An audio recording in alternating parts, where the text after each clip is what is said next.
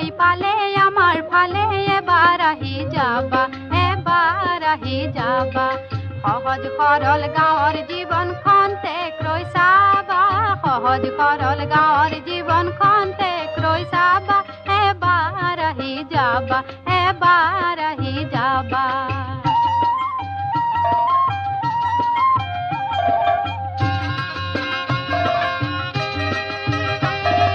যান বাহনৰ সুযোগ নাই আউহতীয়া আমাৰ ঠাই বাট বোলোতে হয়তো